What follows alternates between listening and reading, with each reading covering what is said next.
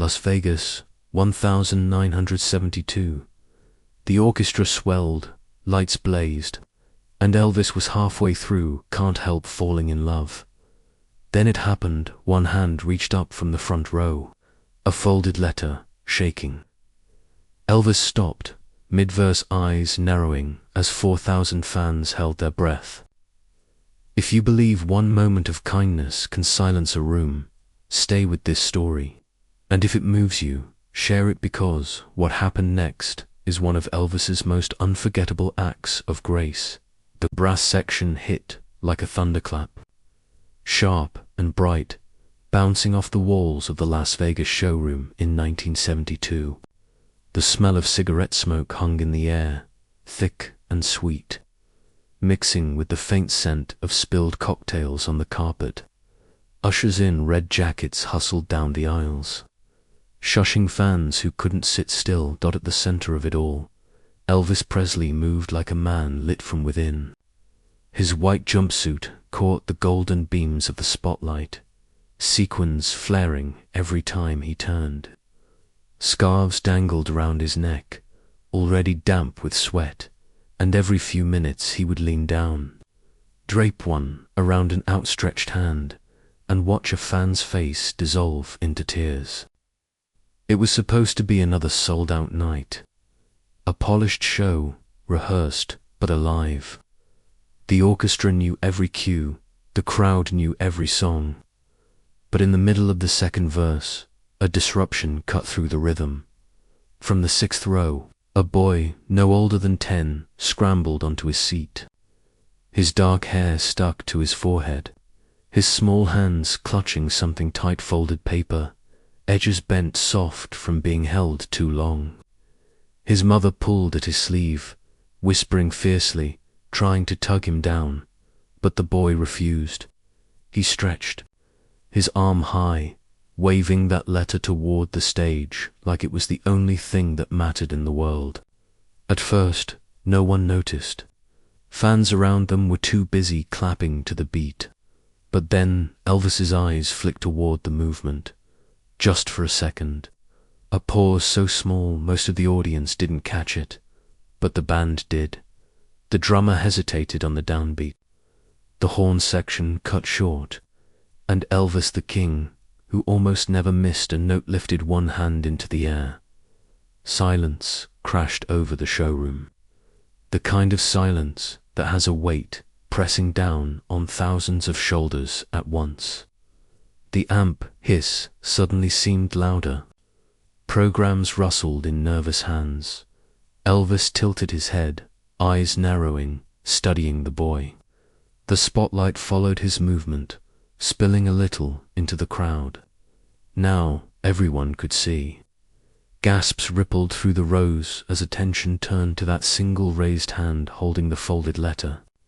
The boy wavered, his knees shaking, but he didn't back down. His mother covered her mouth, realizing the entire arena was staring at them. Elvis stepped closer to the edge of the stage. He crouched slightly, just enough to extend his hand toward the boy. Sequins glittered as the room held its breath again, and then, just as fingers reached out across the divide between stage and crowd, the scene froze in time. 4,000 people waiting to see what the king would do with one boy's silent plea. The boy's hand met Elvis's. Small fingers pressed the folded paper into the palm of the man who ruled the stage. For a heartbeat, neither moved. Then Elvis nodded one slow, deliberate, and the crowd erupted in nervous applause. But instead of pocketing the letter, Elvis turned toward the microphone. He held the paper up, edges shaking slightly under the hot stage lights. His eyebrows lifted, as if even he was surprised by what he'd been given. The band froze, instruments poised. The conductor's baton hung in the air. 4,000 people leaned forward, waiting. Elvis unfolded the notes with care, smoothing the creases against his thigh. The spotlight caught the page, illuminating the scrawled handwriting like it was part of the act. Somewhere in the balcony, A woman whispered, "He's going to read it." And he did. His voice dropped, softer now, carrying over the silence like a prayer. The first words weren't lyrics, weren't rehearsed. They were the uneven sentences of a child. The contrast was jarring. The most famous voice in America, speaking words that didn't belong to him. The boy's mother covered her mouth, her shoulders trembling. Ushers along the aisles stood frozen, unsure whether to intervene or let history unfold. The letter wasn't long, but every line carried weight. Elvis read slowly, his natural rhythm bending around the boy's words. The audience, who had come for music, now heard something raw. Halfway through, Elvis paused. He pressed his lips together, staring down at the handwriting as if to steady himself. A murmur ran through the crowd. Why stop now? What could possibly be in that letter? Some say you could hear the hiss of the amps louder than before. Others recall the faint buzz of neon from the bar beyond the showroom doors. But inside, no one breathed. Then he continued. His baritone carried words about family, struggle, and the weight of absence. Phrases that no professional songwriter would dare put on a record, yet somehow felt more powerful than any lyric. A woman in the mezzanine dabbed her eyes with a program. A man in the front row gripped his wife's hand tight. The emotion spread, wave after wave, until even the band members lowered their instruments, their expressions caught between awe and sorrow. Elvis reached the bottom of the page. He looked up not at the crowd, but directly at the boy. The boy's chest heaved, his knuckles white around the seat back in front of him. For the first time that night, Elvis didn't seem like a star on stage. He seemed like a man caught in someone else's story, struggling to hold it together in front of thousands. The orchestra hadn't played a note for nearly 2 minutes. The silence itself had become the performance. And then Elvis folded the letter again, slowly, carefully. The audience leaned forward, desperate for what would come next. Elvis held the folded page in one hand, the microphone in the other. His chest rose and fell under the white rhinestone suit, sweat shining at his temples. The crowd leaned in. They weren't here for a letter. But now nothing else mattered. He cleared his throat once and began again, his voice steady but slower, as though weighing every word. "My name is Daniel," he read. "I'm 10 years old. My daddy went to war but didn't come back." A ripple moved through the audience, the kind of ripple that starts with one gasp and spreads until the whole room feels it. Elvis blinked, his jaw tightening. He glanced up, eyes darting toward the boy, then back down. "My mum works nights at the diner. She's tired all the time. But she plays your music when we eat dinner, and it keeps us from giving up." The last phrase cracked slightly under Elvis's breath, and the microphone picked it up raw. People shifted in their seats, not out of boredom, but because it was suddenly too hard to stay still. The band members lowered their instruments completely now. Trumpets resting on knees, guitar straps loosened, even the drummer leaning back from his kit. Nobody dared break the spell. Elvis drew in a breath and read the final lines. "When I listen to you sing, I believe my dad is still here." The words hung in the air like smoke. For a moment, the entire showroom was silent. No clinking glasses, no whispers, not even the shuffle of shoes. It was Elvis himself who broke the stillness not with a song, but with the smallest sound, his voice catching. He lowered the letter, his head bowed. From the balcony, a woman whispered, "Oh my God." And then, like a spark in dry grass, one person clapped, another joined, and then the wave hit. Applause thundered through the theater, rolling up to the rafters. People stood, hands pounding together, shouts breaking through the roar. Some fans cried openly. Others cheered like it was the finale. Elvis didn't bow. He didn't soak in the praise. He turned back to the boy, his expression softening. In a single fluid motion, he pulled one of his scarves from his neck. Sweat darkened. Sequins glinting. Gand leaned down from the stage. The boy reached up, hands trembling, and Elvis placed the scarf directly into them. Cameras flashed. Ushers wiped at their eyes. A collective sense of history being written passed through the room. Elvis straightened, the microphone still in his hand, and looked at the boy again. His lips parted as if he were about to sing. The orchestra shifted, ready to fall back into the familiar routine, but he didn't sing. Instead, Elvis stepped closer to the microphone stand, one hand gripping it tight.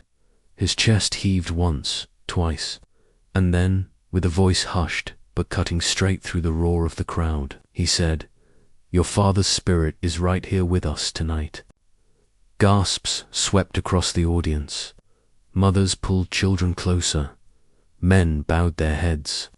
The emotion was almost unbearable, pouring over everyone like heat from the stage lights. The band waited for their cue. Elvis gave none. He just stood there, staring at the boy as though no one else in the theater existed. And then, without warning, he leaned into the mic again, about to speak words that no one, not even the boy, was ready for. The applause still echoed when Elvis steadied himself at the microphone. His hand wrapped tight around the stand, knuckles pale beneath the stage lights. His gaze never left the boy. The band waited for the downbeat. Fans expected the music to rise again. Instead, Elvis leaned into the mic and spoke, his voice low but clear. "Your father would be proud," he said. Then, after a pause, softer still, "And so am I." The words cut through the air like a blade. The audience erupted, cheers exploding as if the entire room had been holding its breath. People leaped to their feet, clapping, shouting, crying. The rafters seemed to shake, but Elvis wasn't finished. He lifted his hand toward the orchestra pit, palm down, signaling them to hold back. The booming energy softened into silence again, the sound of sobs and sniffles filling the gaps where horns and strings should have been. Elvis crouched at the edge of the stage. The rhinestones of his jumpsuit glittered as he lowered himself down until he was eye level with the boy. He reached out, not for the letter this time, but for the boy's hand. The boy hesitated, then placed his small fingers into Elvis's palm. For a moment, the entire room seemed to disappear. It was just the king of rock and roll kneeling in front of a 10-year-old, bound together by grief and courage. Elvis lifted the microphone again, still holding the boy's hand. He hummed softly, a single note at first, then a line the world knew by heart. "Wise men say, only fools rush in." The boy's lips parted. Off-key, shaky, but fearless, he sang along. The sound was barely audible, but it didn't matter. The audience filled the space, thousands of voices rising in unison. The room transformed. This wasn't a concert anymore. It was a shared prayer, a moment that bound strangers into family. Even ushers and waitresses sang through their tears, their voices breaking but strong. Microphones picked up the chorus as it swelled. Some witnesses later said the sound was overwhelming, like waves crashing against the walls. Others remembered the sight, the way Elvis's eyes stayed locked on the boy, refusing to let him falter. When the final line faded, Elvis let the boy's hand go slowly, deliberately, as though giving him strength rather than taking it. The scarf still hung around the boy's neck, glowing under the lights. The applause that followed wasn't frenzied. It was thunderous, yes, but it carried a different weight, more reverence than excitement. People clapped with tears streaming, voices cracked from singing. Elvis stood, turning back to the microphone. He pressed it close to his lips, ready to speak again. The band leaned forward, waiting for the signal to return to the set list. But once more, Elvis surprised them. He raised a hand, halting the routine. His expression shifted serious, intent, as if what came next wasn't entertainment at all, but confession. The boy clutched the scarf against his chest. His mother's shoulders shook with quiet sobs. Fans leaned over the balcony railing, desperate not to miss a word. The entire theater stilled, the weight of anticipation thicker than smoke in the air. Elvis took a long breath, eyes sweeping over the crowd, before locking back on the boy, and then, in a voice that promised something unforgettable, he began to ask for more than music. The theater was still buzzing when the show ended that night. Fans spilled into the aisles, wiping their eyes, clutching ticket stubs like holy relics. Some whispered about the letter, others swore they'd never heard Elvis speak with such raw emotion. But for one boy and his mother, the night wasn't finished. Security approached quietly, moving through the crowd until they reached the 6th row. The mother stiffened, pulling her son close. But the usher's voice was gentle. Double quotes, "Mr. Presley would like to see you backstage." The boy's eyes went wide. His mother hesitated, then nodded. They followed through winding corridors that smelled of dust and old velvet, past crates of equipment and half-empty glasses abandoned by stagehands. When the door finally opened, the atmosphere shifted. Gone was the roar of the crowd. In its place, a quiet room lit by a single lamp, warm and almost homelike. Elvis sat at a small table, his jumpsuit unzipped at the collar, hair damp from sweat. Without the stage lights, he looked tired but human. He smiled when he saw them. "Daniel, right?" he asked softly. The boy nodded, clutching the scarf still looped around his neck. His mother tried to speak, but emotion choked her voice. Elvis motioned for them to sit. What followed wasn't rehearsed. No cameras, no spotlight, no crowd to impress. Just conversation. Elvis asked about their hometown, about the diner where his mother worked, about the father who never came home. He listened more than he spoke, his eyes fixed on them with a gravity few people ever saw. Finally, he reached behind the chair and pulled out a guitar. The body gleamed under the lamp, its wood polished smooth. He took a marker and, with deliberate strokes, signed his name across it. Then he wrote one more line, "You'll always have a front row seat." He handed the guitar to the boy. Daniel's small hands shook as he cradled it. His mother covered her face, tears slipping through her fingers. Elvis rested a hand on the boy's shoulder. "Your daddy's spirit is with you.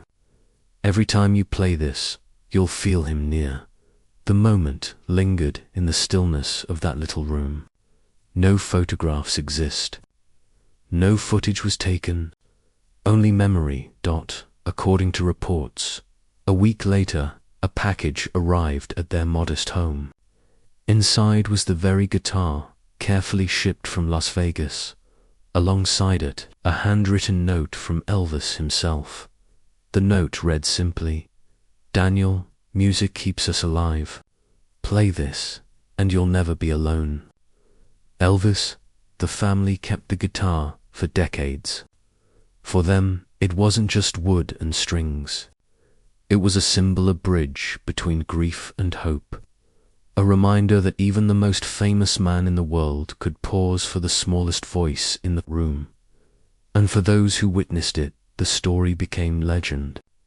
Fans told and retold it in living rooms, in record shops, in fan club newsletters. Some embellished the details, others stripped it down to the essentials. But all agreed on one truth. Elvis Presley had given more than a performance that night. He had given a boy his father back, if only for a moment. What Daniel didn't know, what no one knew yet, was that this act of kindness would ripple through time, carried in whispers and stories, until it became one of the most unforgettable tales of Elvis's career. News of that night traveled faster than ticket lines could form. Fans who had been there told the story to anyone who would listen. Some described the silence that fell when Elvis began to read. Others swore the applause afterward felt like an earthquake rolling through the showroom. Over time, the details blurred, as stories often do. Some said Elvis cried openly. Others said he hugged the boy on stage. A few even claimed the boy sang an entire verse beside him. But the core truth never shifted. Elvis Presley stopped a show not for a celebrity, not for a dignitary, but for a child holding a letter. That choice became part of his legend. Amid headlines about sold-out tours and gold records, this small moment stood apart. It wasn't about fame or music. It was about empathy, the courage to pause, and the power of recognizing someone who felt invisible. For Daniel and his mother, the gift lived on. The guitar rested in their home, passed carefully from hand to hand, but never sold, never traded. Every time Daniel strummed a chord, the scarf still tied around its neck. He felt his father's memory and Elvis's voice in the same room. Fans who heard the story carried something too. Many said it changed the way they thought about kindness, that even in a life as loud as Elvis's, there was still space to listen. And perhaps that is why the tale survived.